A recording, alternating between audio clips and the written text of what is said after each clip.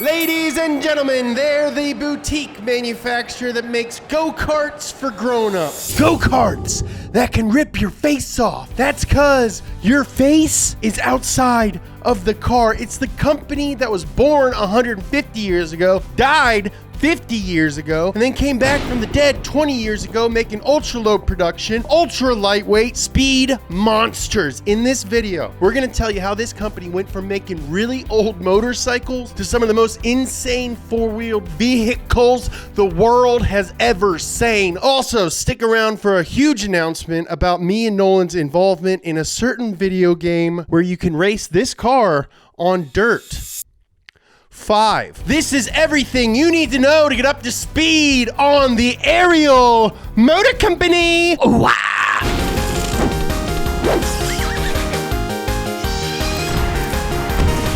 Chapter 1, the death of Ariel Motors. Two dudes named James Starley and William Hillman started building penny-farthing bikes. Those are the ones with the big old wheel in the front and the little wheel in the back, under the name Ariel in an industrial hamlet in southwest Birmingham, England in 1870. Well, that's my cue. I'm gonna head out. Anything before 1985 makes my eyes glaze over. No, dude, I promise. I'm going to get to the fun stuff really, really soon, the face-melting stuff, but you got to understand where we came from in order to understand where we are. You know what I mean? That's life. Okay, but only because that was so deep. For example, the dudes went with the name Ariel, which is the spirit of the air in William Shakespeare's The Tempest. They made a name for themselves with a very successful model, the Ariel 50-incher. It was the first all-metal bicycle with rubber tires for that extra smooth ride. Then in 1898, they graduated to motor power when they made a 2.25 horsepower tricycle. This thing is my dream tricycle. I want to twin turbo one and throw some nasty uniforms on it. Jason, hit me up. I guess you could say the first car that Ariel ever made was a quadricycle that had 2.75 horsepower and a water-cooled cylinder head. Apart from that, the first 2 decades of business were a mess. Lots of bankruptcy and name changes and boring stuff. Sounds like Shakespeare. I don't believe that you don't like Shakespeare because that joke was informed. I liked you better when you only talked about cars. The first commercially successful models that Ariel made happened after the company hired a designer by the name of Val Page to refurbish their brand. His design for the Red Hunter motorcycle, debuting in the early 1930s, was sleek. I mean, the boy was eye-catching and it showcased the large 4-stroke engine proudly. The Ariel Red Hunter line came in 350cc and 500cc versions and were a favorite for grass and dirt track racers, as well as young enthusiasts like yourselves. It could be tuned to make 24 horsepower, which for a motorcycle at that time was a freaking boatload. One thing that really boosted the marquee was a couple of wins at the prestigious Mods Trophy, a grueling motorcycle endurance test that put bikes through hell and back. Like, they went to hell, but then they came back. Ariel made stylish, reliable motorcycles that sold very well, which is why in 1936 they were able to buy another motorcycle company that you might have heard of, Triumph. All right, now we're talking. Yeah, I ride a bike. Maybe after the show I can show you one of my wheelies. Shortly after the takeover, Ariel released another absolute slapper dang banger of a bike called the Square 4, a 995cc 4-cylinder hog that looks literally sick as heck. It was extremely popular, and by the end of World War II, Ariel was one of the largest manufacturers in Great Britain. In 1947, they invented the world's first telescopic fork for a production motorcycle, which basically every single bike in the world uses today. They started finding success overseas, especially with their best-known model of the era, the Cyclone. It had a high compression 650cc Headmaster engine, and it was famous because Buddy Holly owned one. He's the one with the glasses that died in the plane. In 1951, the Ariel and Triumph brands were sold to Birmingham Small Arms Company. They killed the 4-stroke engines Ariel was using at the time in favor of 2-strokes in hopes of combining motorcycle looks with scooter power. It was dumb and it didn't work, and by 1967, the company had folded, proving that people don't kill motorcycles, gun manufacturers do. Chapter 2, the birth of Ariel Motors. So we're only a few minutes in the video and Ariel's already dead. Or is it? In the 1980s, a guy named Simon Saunders was working as a designer with credits at Porsche, GM, and Aston Martin. Working at these big companies, he'd look around and see enthusiasts tracking cars like the M3 and saw an opening. We could see there was a need for people to have a vehicle that they could drive fast, but not necessarily on the road. In 1991, Simon founded Solo Crest Ltd in Crewkerne, Somerset, England. As a small company, Solo Crest wasn't bound by the same regulations as the big uns, so they could let their imaginations run wild. There you go, imaginations. Run around. Oh, what? Is that the sun? Oh, is this grass? Look at all the space! Let's run wild! Whee! Simon built the firm from 6 employees to 30, and in 1999, he saw an opportunity to associate Solo Crest with one of England's legendary motoring brands and change the name. Thus began the Ariel Motors that we know today. Chapter 3, the cars in quotation marks.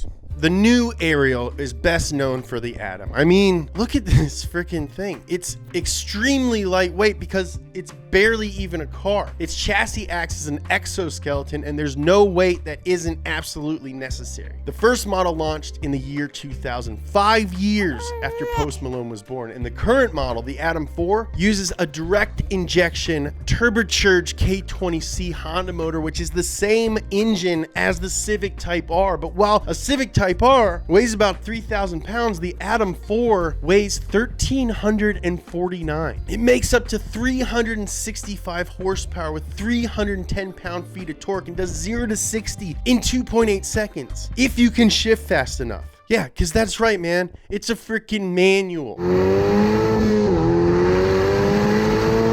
People who've driven them say that even more impressive than the speed is the handling. Since there's basically no weight moving laterally, there's almost no body roll. And the level of precision obviously goes up when you can just look at your freaking wheels. And right behind the driver is a giant air intake that'll suck your face into the engine after it's ripped off by the car. So let's say you're a person that wants one. You're not going to go to Barry's used Ariel lot. You're going to call Ariel directly. And a concierge, who in my imagination is played by Colin Firth, will ask you everything they need to know to customize your Atom. What brake options do you need? Do you want double adjustable dampers? How tall is your body? Is this your daily driver that you're going to take your kid to school in? But if this will be your track car, there are also track-specific models. And for the money, an Atom is surprisingly practical for racing, since the reduced weight will mean less wear on expendable parts like tires and brake pads. They start at 75 grand, so they're not cheap, but when you buy one, you're getting something that is pound for pound more powerful than a Ferrari Enzo for $600,000 less, if you could even find a freaking Enzo. But let's say you call your charming concierge named Colin and you say, Colin, I want to take my Atom in the dirt. Well, sir, then you don't want an Atom. You want a Nomad.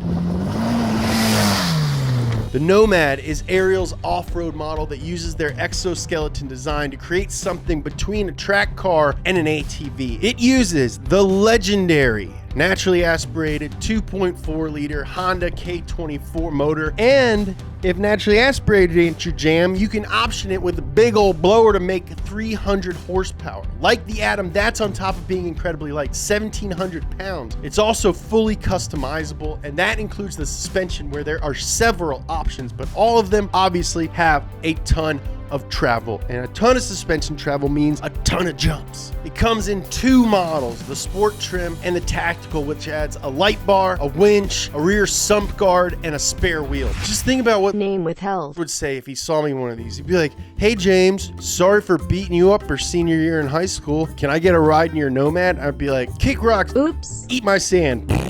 Yep. Sorry. I still remember. Please don't find out where I live and beat me up again. And if the Nomad looks familiar to you, that's probably because you saw it in the trailer for Dirt 5. And you know what else is in that trailer? A freaking Mustang with the donut logo and all of our shows on it. That's right. Donut is in Dirt 5, but you probably already knew that. But what you didn't know is that I am also in Dirt 5. My voice.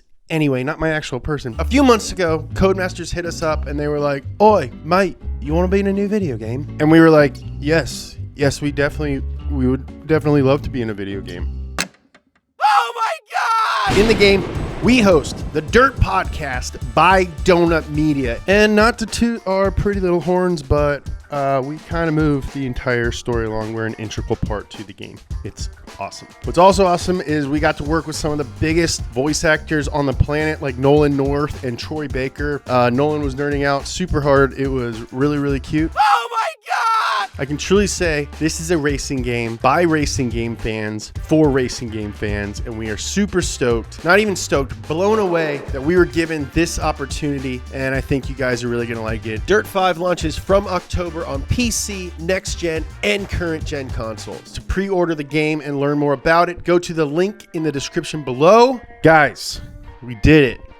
We're in a freaking video game.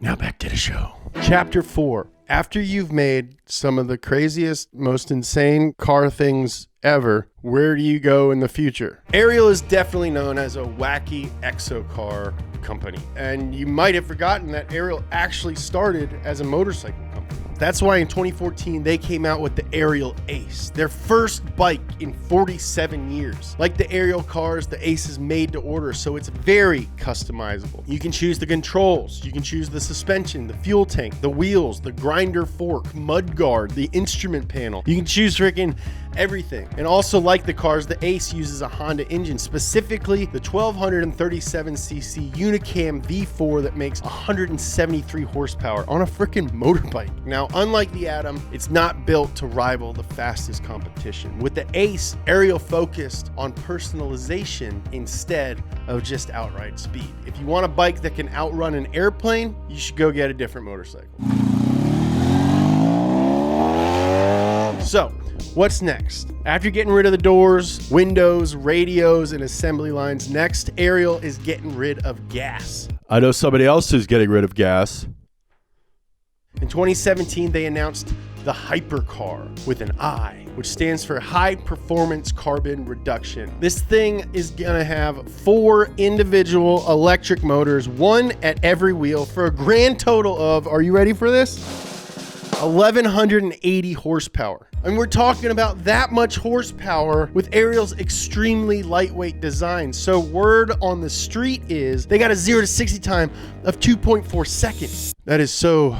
I don't even understand how that would work. The bare chassis has been seen, but the full body only exists right now in concept art and the dreams of little boys like me. They plan to reveal the final product at the Low Carbon Auto Show in September in the United Kingdom. So by the end of the year, we'll know what we can expect from these absolute maniacs. Everyone tweet at Ariel and let them know that James Pumphrey from Donut Media wants to have his face ripped off. If you're new to Donut, welcome aboard. It's a fun place. It's a fun crowd. You're among good people. Hit that subscribe button and the notification bell. We're going to be in a video game. That is a huge, huge thing for me. If you want to watch more sciencey stuff, like I said, check out this episode of Bumper to Bumper. Check out this episode of Money Pit where my buddy Zach is building a Miata. I love you.